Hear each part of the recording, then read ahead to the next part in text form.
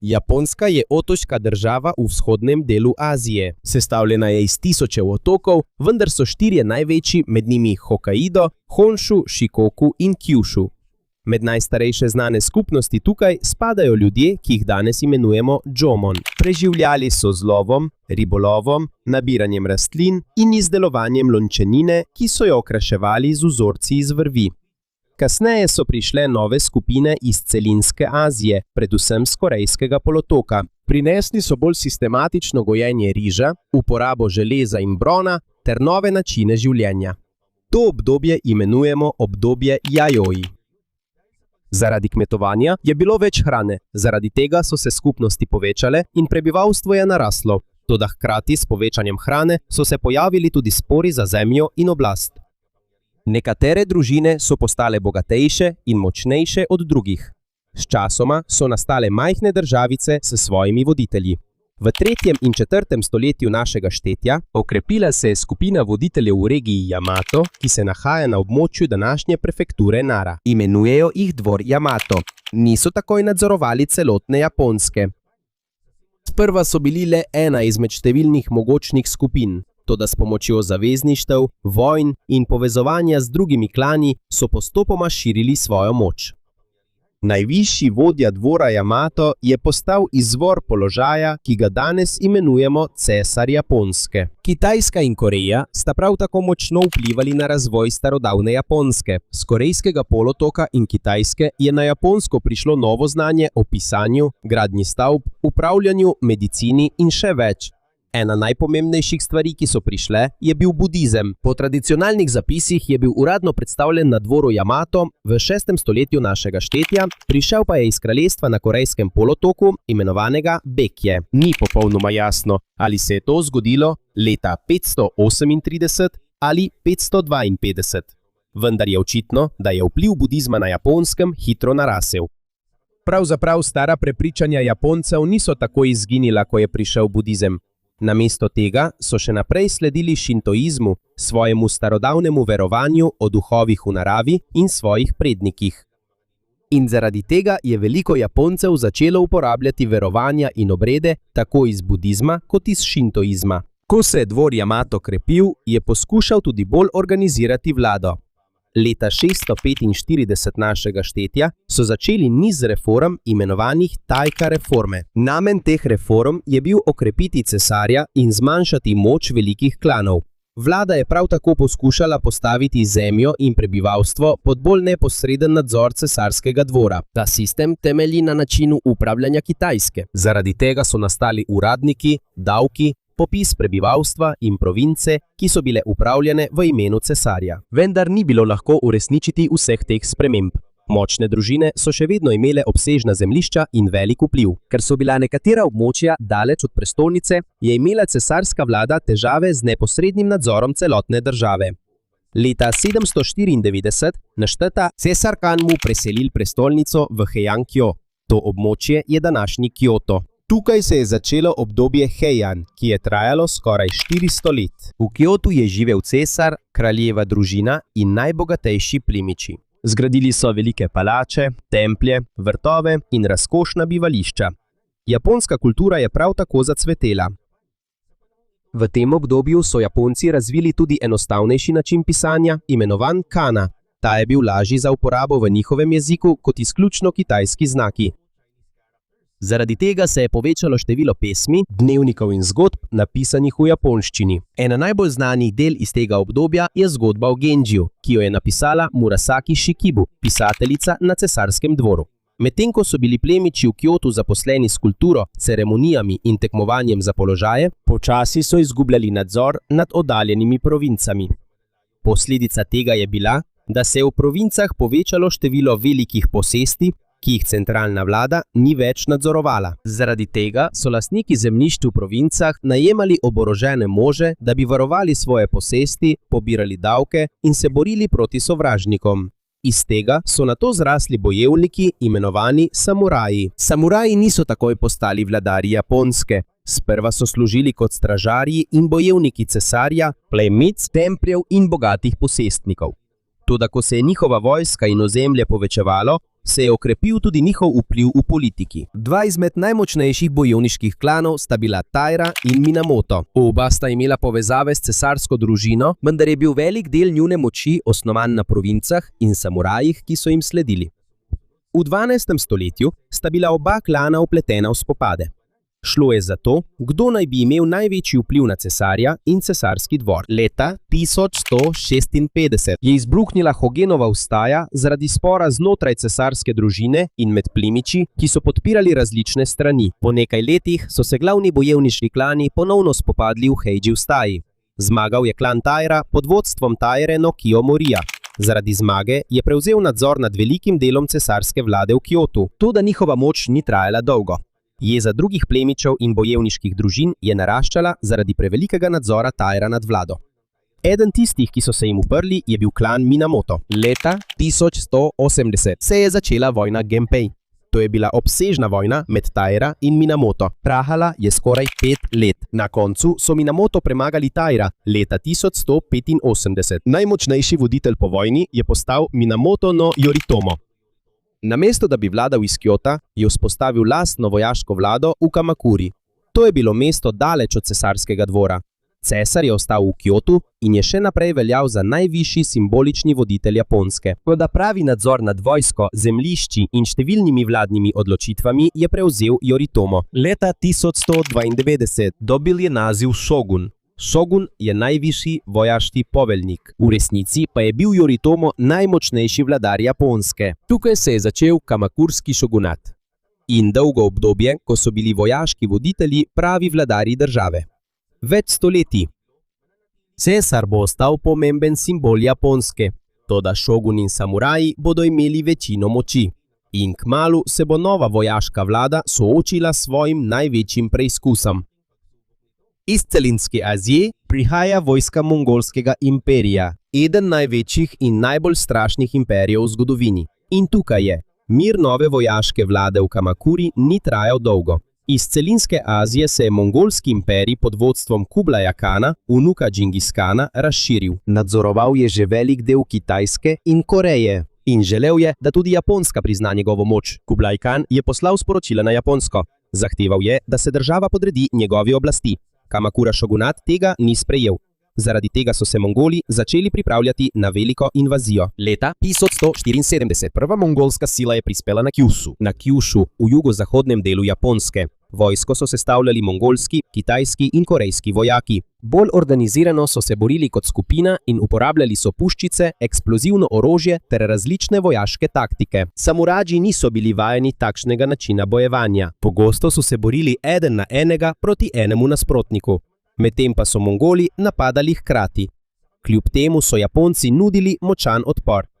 Po bitki na Kyushu so se mongolske sile vrnile na svoje ladje. Torej, umaknili so se. Prišlo je tudi do močnega neurja, ki je uničilo nekatere njihove ladje.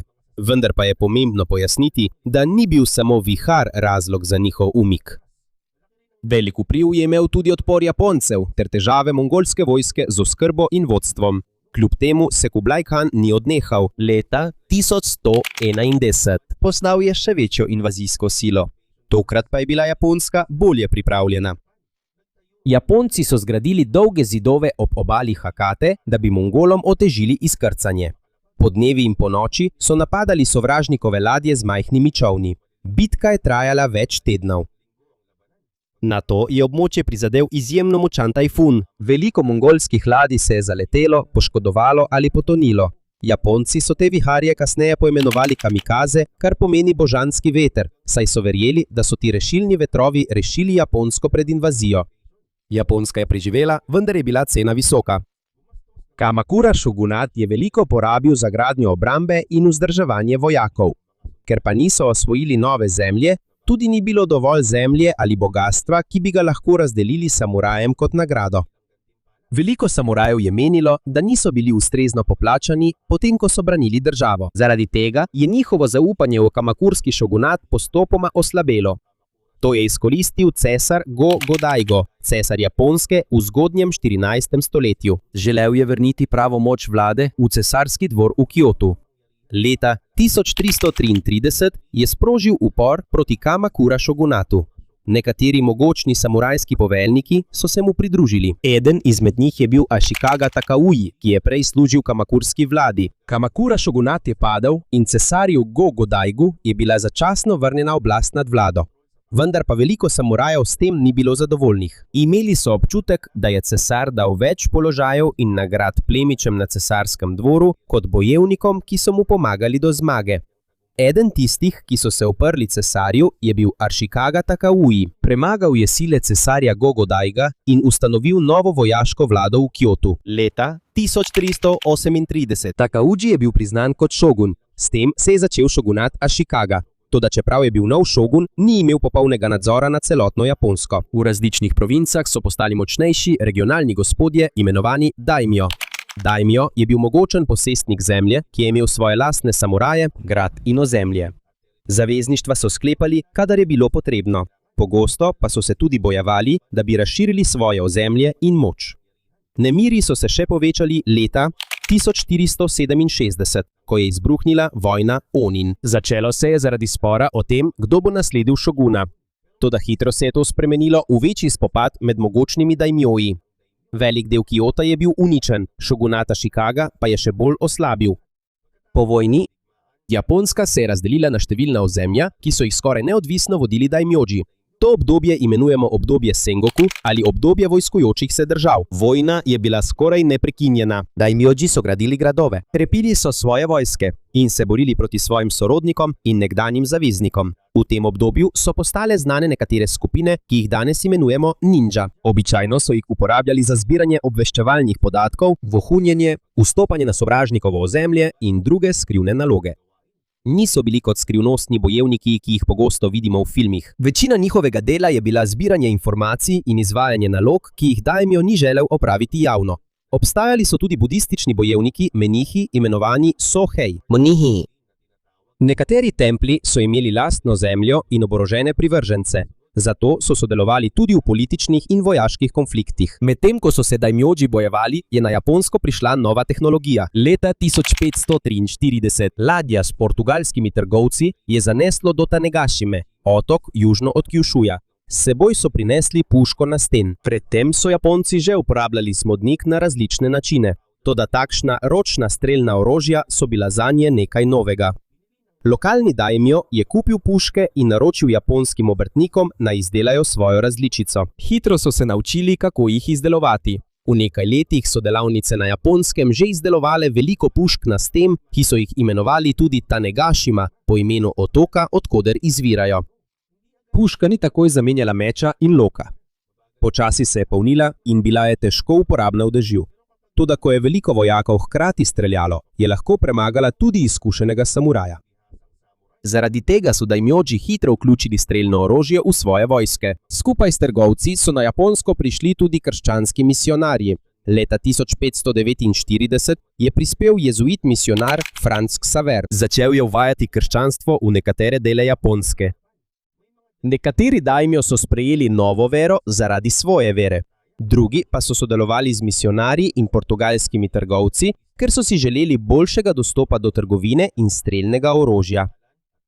Vendar niso vsi mogočni daimjo postali kristjani. Eden izmed njih je bil Oda Nobunaga. Nobunaga je bil daimjo iz province Owari v osrednji Japonski. Odlično je uporabljal strelno orožje, organizirano pehoto in nove vojaške taktike proti svojim sovražnikom. Njegov uspeh ni bil posledica le strelnega orožja. Bil je tudi spreten v sklepanju zavezništev, izbiri poveljnikov in nadzoru nad ozemlji, ki jih je osvojil. Medtem ko so se različni daimjoji še naprej bojevali, je Oda Nobunaga začel osvajati pomembne dele osrednje Japonske. Državo, ki je bila dolgo razdaljena na sprte teritorije, je postopoma združeval in prvič po mnogih letih državljanske vojne se je pojavila resnična priložnost, da se celotna Japonska ponovno združi. Kljub temu, medtem ko je Oda Nobunaga širil svoj nadzor nad Japonsko, se je njegova kampanja nenadoma ustavila. Leta 1582. Izdal ga je eden od njegovih poveljnikov, Akechi Mitsuhide. Njegovi možje so obkolili tempelj, v katerem je bival Nobunaga v Kjotu. Ko je Nobunaga videl, da nima več izhoda, je umrl v templju. Toda pa se združevanje Japonske ni končalo z njim. To je nadaljeval eden njegovih najboljših poveljnikov, Tojotomi Hidejoši. Hidejoši je prihajal iz običajne družine. Ni bil rojen kot mogočen samuraj ali daimjo. Toda zaradi svoje vojaške in politične spretnosti je postopoma napredoval, dokler ni postal eden najmočnejših ljudi na Japonskem. Premagal je nasprotnike Nobunage in podredil preostale daimje. Do leta 1590 je bila skoraj cela Japonska že pod njegovim nadzorom. Hidejoši ni postal šogun, morda zato, ker ni izhajal iz ustreznega, visokega bojevniškega sloja. Namesto tega je uporabil naziv Kanpaku ali cesarski regent. To pomeni, da je on vodil državo v imenu cesarja. Ko se je Hidejoši postaral, želel je prenesti oblast na svojega mladega sina Tojotomi Hidejorija. Ker je bil Hidejori še mlad, je Hidejoši imenoval 5 močnih daimjojev, ki naj bi začasno vodili državo in zaščitili njegovega sina. Eden izmed 5 daimjojev je bil Tokugawa Ieyasu. Toda po smrti Hidejošija leta 1590 so se daimjoji ponovno začeli boriti za oblast. Razdelili so se v 2 skupini. Tisti, ki so podpirali družino Hidejoši, in tisti, ki so se pridružili Tokugawi Ieyasuju. Leta 1600 sta se 2 veliki vojski soočili v bitki pri Sekigahari. Tokugawa Ieyasu je zmagal. Zaradi te zmage je postal najmočnejši vladar na Japonskem. Leta 1603 cesar mu je podelil naziv šogun. Tukaj se je začel šogunat Tokugawa. Ieyasu je svojo vojaško vlado ustanovil v Edu, mestu, ki se danes imenuje Tokio. Zato je to obdobje znano tudi kot obdobje Edo. Cesar je ostal v Kjotu kot pomemben simbol države. Vendar pa je imel šogun v Edu dejanski nadzor nad vojsko, zemljo in vlado. Več kot 250 let je Tokugavina vlada ohranjala mir v večjem delu Japonske. Daimjoje so strogo nadzorovali, da ne bi ponovno vstali. Ukazali so jim, naj redno prebivajo v Edu, medtem ko so njihove družine ostale tam kot način zagotavljanja njihove zvestobe. Ker se je število vojn zmanjšalo, razvijalo se je kmetijstvo, trgovina, mesta in umetnost. Edo je zrasel. Osaka in Kyoto. Prav tako se je povečalo število trgovcev, obrtnikov in šol. Kabuki gledališče je postalo priljubljeno, haiku poezija in lesorezi ukiyo-e. Toda pa z mirom je prišel tudi strog nadzor. Vlada Tokugawa je bila previdna v Kjotu. Videla je, da bi lahko evropske sile in misionarji uporabili religijo za pridobitev političnega vpliva na Japonskem. Strah se je še povečal po uporu v Shimabari leta 1637 do 1603. Veliko upornikov je bilo revnih kmetov, velik del med njimi pa kristjani. Po zatrti upora, krščanstvo je bilo še bolj prepovedano. Šogunat je strogo nadzoroval tudi vstop in izstop ljudi, ladij in izdelkov. Ta sistem se imenuje sakoku. Vendar je pomembno pojasniti, da Japonska ni bila popolnoma zaprta za ves svet. Še vedno so dovolili nadzorovano trgovino s Kitajsko, Korejo, kraljestvo Ryukyu in Ainuji na severu. Nizozemci pa so bili edini evropski trgovci, ki so jim dovolili ostati. Namestili so jih na majhen umetni otok Deima v Nagasakiju. Torej, sakoku ni bil popolna prekinitev stikov z drugimi državami. Bil je strog sistem, kjer je šogunat izbiral, kdo lahko trguje in kje se bo to dogajalo. Preko Nizozemcev je na Japonsko še vedno prihajalo nekaj znanja iz Evrope. To so imenovali rangaku ali nizozemsko učenje. Japonski učenjaki so prevajali knjige o medicini, anatomiji, astronomiji, geografiji, matematiki in drugih znanostih. Zaradi tega Japonska ni bila popolnoma odrezana od novih idej iz tujine. V zgodnjem obdobju Edo prebivalstvo se je povečalo in gospodarstvo se je razvilo. Zgradili so boljše ceste, mostove, namakalne sisteme in šole. Toda pa v poznih 18. in zgodnjih 19. stoletjih so se začele pojavljati težave. Samuraji so imeli težave, ker so bili njihovi dohodki fiksni, medtem ko so se cene blaga višale. Nekateri trgovci so obogateli, čeprav so bili v uradnem družbenem sistemu slabo cenjeni. Japonska je doživela tudi lakote. Veliko kmetov je stradalo, se uprlo ali preselilo v mesta. Zaradi tega je zaupanje v vlado Tokugawa postopoma začelo upadati. Medtem ko so se težave znotraj Japonske zaostrovale, so se zahodne države v okolici Azije krepile. 8. julija 1853 so v zaliv Edo priplule 4 ameriške vojne ladje pod vodstvom komodorja Matthewa Perryja. Japonci so te parne ladje zaradi temnega trupa in dima imenovali črne ladje. Perry je prinesel pismo predsednika Združenih držav. V pismu je zahteval, da Japonska odpre nekaj pristanišč za ameriške ladje, predvsem za oskrbo in pomoč mornarjem, ki so doživeli brodolom. Jasno je bilo tudi, da ima Perryjeva flota močne topove. Vlada Tokugava je vedela, da Japonska ne more tekmovati z modernim orožjem Združenih držav. Ko se je Perry vrnil naslednje leto, sta obe strani podpisali konvencijo iz Kanagave 31. marca 1854. To je odprlo nekaj japonskih pristanišč za ameriške ladje. Perry je vztrajal, da ne gre le za vojne ladje, ampak tudi za trgovske ladje. Veliko Japoncev je bilo jezni, ker je bil šogunat osramočen, saj je pristal na dogovore, ki so bili v korist tujcem. Niso želeli, da bi se to zgodilo na Japonskem, kar se je zgodilo v drugih delih Azije, ki so prišli pod nadzor zahodnih držav. Dve najmočnejši ozemlji, ki sta se postavili proti šogunatu, sta bili Satsuma in Čošu. Prej sta bili tekmici, a sta oblikovali zavezništvo. Njuni cilji so bili vrniti pravo moč cesarju in oblikovati močnejšo vlado, ki bi lahko zaščitila Japonsko. Leta 1867 zadnji šogun Tokugava Yoshinobu je odstopil s položaja, vendar prenos oblasti ni bil takoj miren. Leta 1868 izbruhnila je Bušinska vojna med podporniki Tokugave in med vojsko, ki je priznavala cesarja Meidžija, zmagala je stran cesarja. Tukaj se je končalo več kot 250 let vladavine Tokugava šogunata. Cesarska vlada je bila preseljena iz Kjota v Edo. Edo je bilo preimenovano v Tokio, kar pomeni vzhodna prestolnica. Vrnitev oblasti cesarju se imenuje obnova Meidži. Vendar to ne pomeni, da je cesar Meidži osebno upravljal vsak del države. Prave spremembe so izvajali skupina uradnikov in nekdanjih samurajev, ki so vladali v njegovem imenu. Njihov cilj je bil jasen. Japonsko je bilo treba modernizirati, preden bi padla pod oblast zahodnih držav. Nova vlada je zgradila železnice, telegrafske linije, tovarne, moderne šole in nov bančni sistem. Prav tako so najeli tuje svetovalce, da bi poučevali o inženirstvu, medicini, rudarstvu, pravo, vojska in prevoz. Japonska je poslala študente in uradnike v Evropo in Združene države Amerike, da bi preučili, kako so te države upravljane in razvite. Ena največjih sprememb je bila ustanovitev sodobne nacionalne vojske. Prej so bili samuraji glavni bojevniki, vendar je bilo v novem sistemu mogoče v vojsko vzeti moške iz različnih delov družbe. Postopoma so ukinili tudi poseben položaj, dohodke in pravico do nošenja meča za samuraje. Mnogi med njimi so našli novo zaposlitev kot vojaški častniki, učitelj, policist ali vladni uradnik. Vendar pa so bili tudi takšni, ki niso sprejeli izgube svojega nekdanjega položaja. Leta 1877 na tisoče nekdanjih samurajev iz Satsume je leta 1877 pod vodstvom Saiga Takamorija sprožilo upor. Temu pravimo Satsumska vstaja. Premagala jih je nova nacionalna vojska Japonske. To je pokazalo, da se je obdobje samurajskih klanov končalo, ki so bili najmočnejša vojaška sila v državi.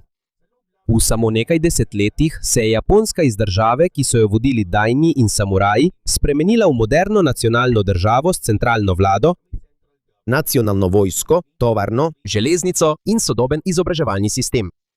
Toda samoobramba ni bila edini cilj nove moči Japonske. Medtem ko je posnemala tehnologijo in vojaški sistem zahodnih držav, je začela tudi posnemati njihovo širjenje ozemlja. Potem ko je okrepila nadzor nad Hokkaidom in priključila kraljestvo Rjuki v Japonski, nova vlada je svojo pozornost preusmerila na Korejo in Kitajsko.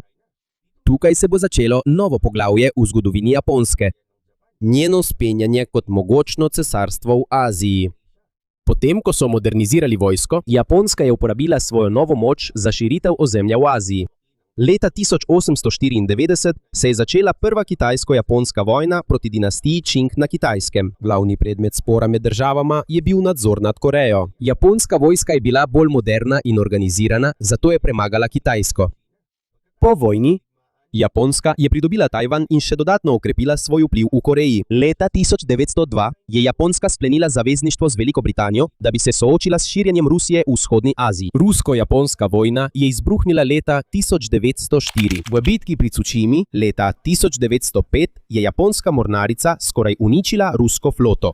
To je bila velika zmaga, saj je Japonska dokazala, da lahko azijska država premaga močno evropsko silo. Toda z vzponom Japonske so trpela sosednje države. Leta 1910 je Japonska dokončno osvojila in priključila Korejo v svoje cesarstvo. Med Prvo svetovno vojno se je Japonska pridružila zavezniškim silam in prevzela nekaj ozemelj, ki jih je Nemčija nadzorovala na Kitajskem in v Pacifiku. Po vojni je Japonska postala članica Društva narodov, vendar je vojska v državi še naprej krepila svoj vpliv.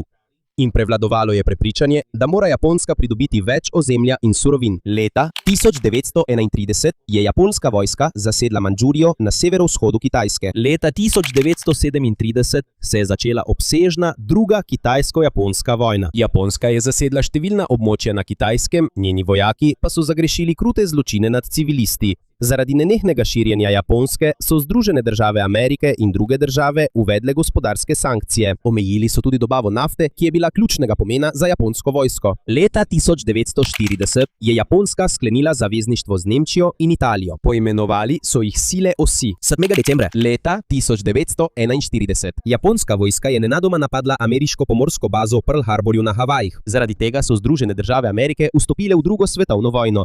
Japonska je hitro zavzela številna območja v Aziji, vključno s Filipini, Malajzijo, Singapur, Hongkong, Burmo in Nizozemsko, vzhodno Indijo. Toda zavezniške sile so postopoma ponovno zavzele okupirana ozemlja. Ko je nastopilo leto 1945, japonska mornarica je bila skoraj uničena in številna mesta na Japonskem so bila poškodovana zaradi bombardiranja. 6. avgusta Združene države so odvrgle atomsko bombo na Hirošimo.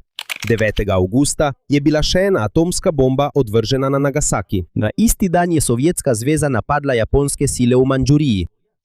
Zaradi atomskih bomb, vstopa Sovjetske zveze v vojno, uničenja in pomankanja zalog, se je Japonska odločila, da se preda. 15. avgusta 1945 cesar Hirohito je po radiu razglasil konec vojne. Uradno je bila predaja podpisana 2. septembra. Po vojni Japonska je prišla pod zavezniško okupacijo, ki jo je vodil ameriški general Douglas MacArthur. Imperialna vojska je bila razpuščena, vlada pa je bila preoblikovana v bolj demokratično. Cesar Hirohito je smel ostati, vendar je postal le simbol države in ni imel več neposredne moči v vladi.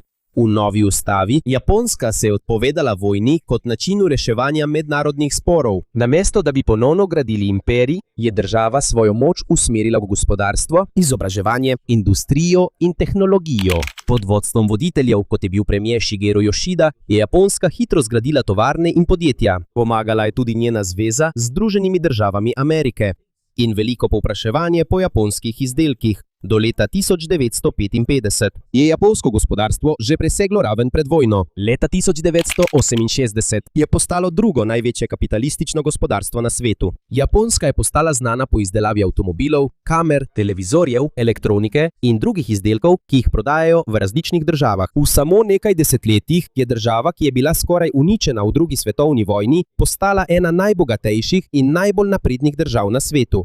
Toda njen vzpon prinaša pomembno lekcijo. Japonska je postala moderna in mogočna, toda je to moč uporabila tudi za osvajanje in povzročanje velikega trpljenja drugim državam. Po porazu leta 1945 izbrala je drugo smer. Ne več širitev z vojno, ampak razvoj skozi industrijo, znanje in tehnologijo. Od časa cesarjev in samurajev, Japonska je šla skozi državljansko vojno, izolacijo, modernizacijo, imperij in hudo uničenje. A ponovno se je pobrala in postala moderna država, kot jo poznamo danes.